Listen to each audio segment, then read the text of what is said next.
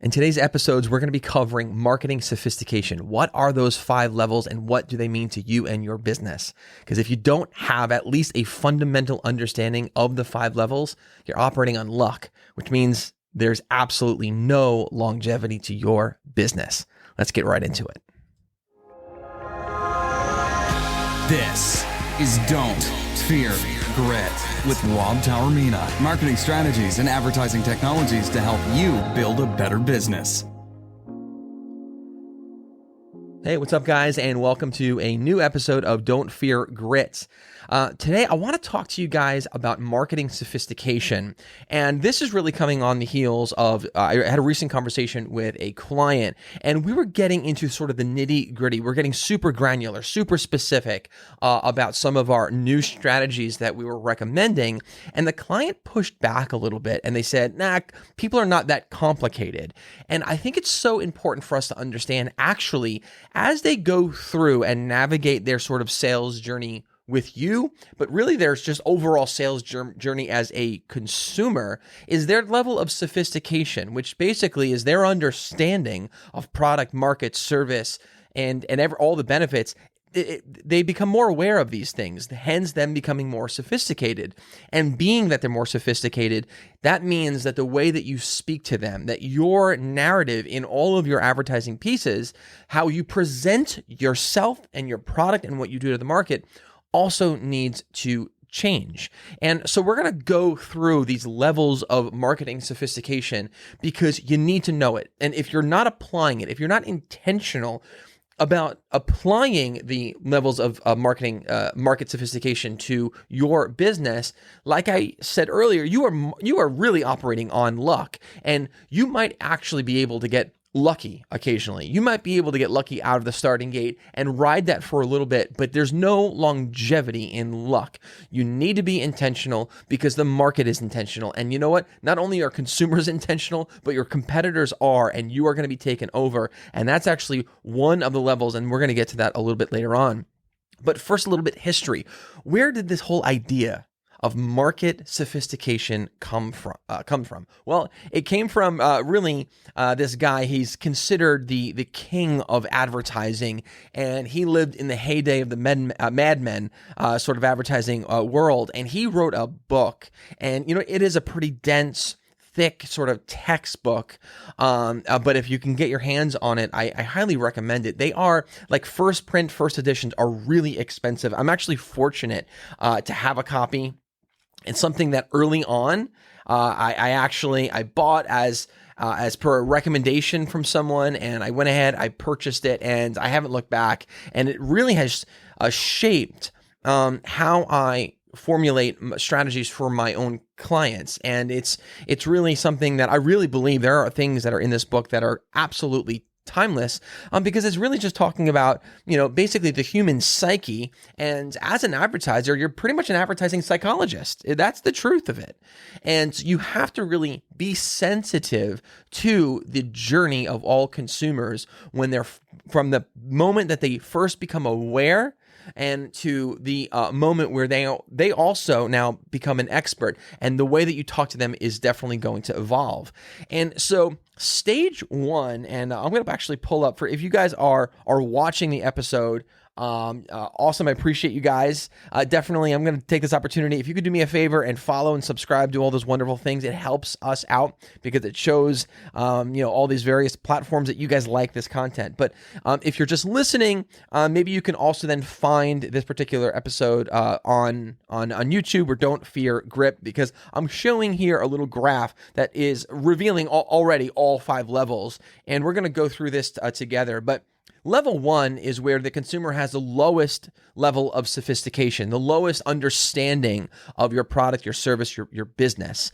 And when businesses are trailblazers and they're the first one to sort of create a category and enter the marketplace, they don't need to make any crazy claims. All they got to do is introduce it to the market, and the market is going to, maybe even just out of curiosity, is going to react to it and consume it, and you'll sell your product, you'll sell your service because there's no competitors. You're the only game in town, so you don't need to make any claims.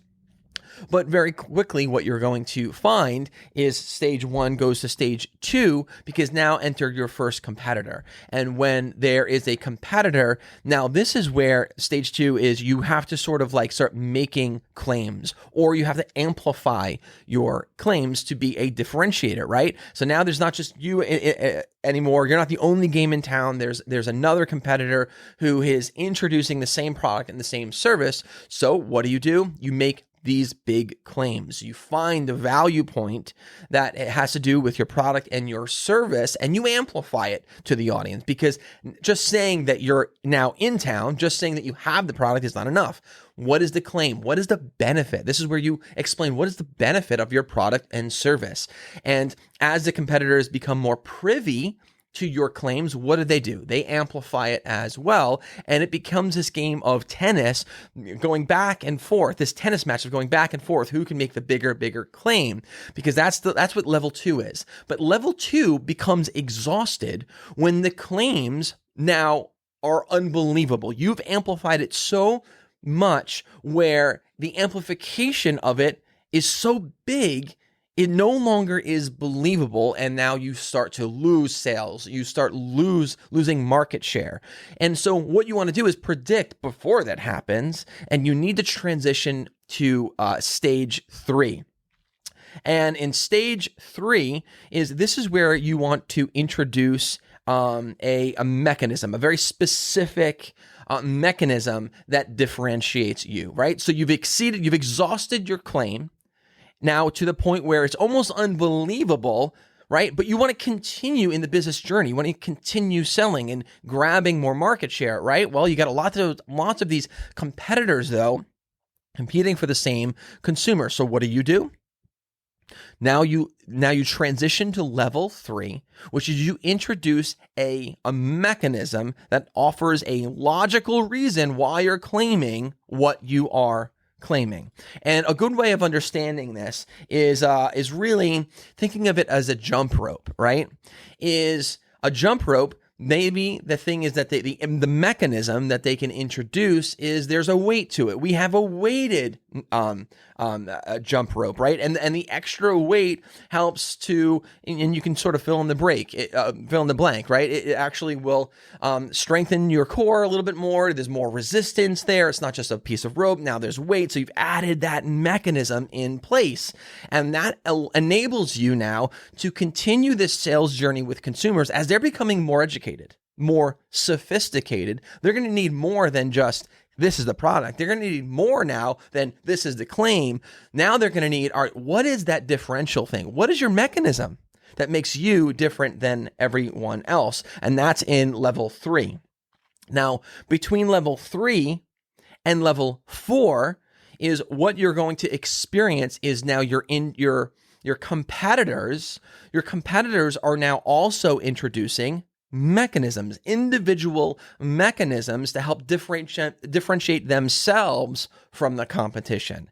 Now, once the market becomes so saturated with product with lots of mechanisms, or product with the same mechanisms, and maybe you're someone who's already experienced this, you've come up with this amazing product, and now you're seeing other people introduce the same exact product with the same exact mechanisms, right? So what do? Well, similar to earlier accounts with level 2 is you amplify what? The mechanism. You really start to get very specific, very niche specific, right? And you're going to amplify your mechanism, right? Where now your competitors are at the place where they're still sort of diluting their entire experience by making big claims, by saying they have this product, by also sort of saying that they have a mechanism. So it's a little noisy. What you're going to do is you're going to double down in this phase, and you're going to focus on the mechanism, and you're going to amplify it, right? And so you're going to become known as the person with the mechanism, right? But the thing is, what happens with all products, all businesses, all services? Competitors start to get wind of what you're doing, and they start getting wind that the market is reacting to what you're doing, and then everyone's a copycat, right? And then once everyone is doing what you're doing, then everyone is the same, right? And so, but the thing is, your journey can't end there. It needs to then go to the level 5.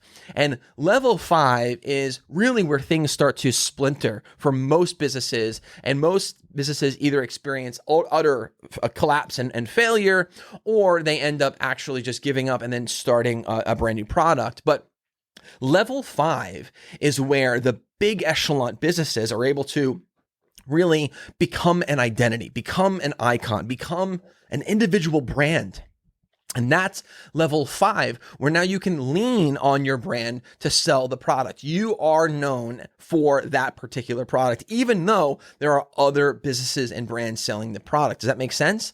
Now, at this point, it actually now becomes cyclical, and it goes back to step 1. It doesn't matter actually how big your business gets. Everything always cycles back to 1, and that's sort of that life cycle that I was explaining earlier, right?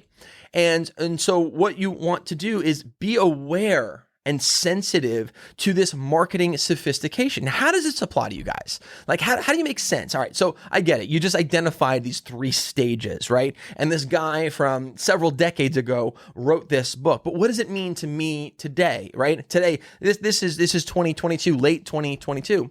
Well, this has everything to do with you today, because today I actually think more than any other time period is what you say and how you say it and who you're saying it to matters.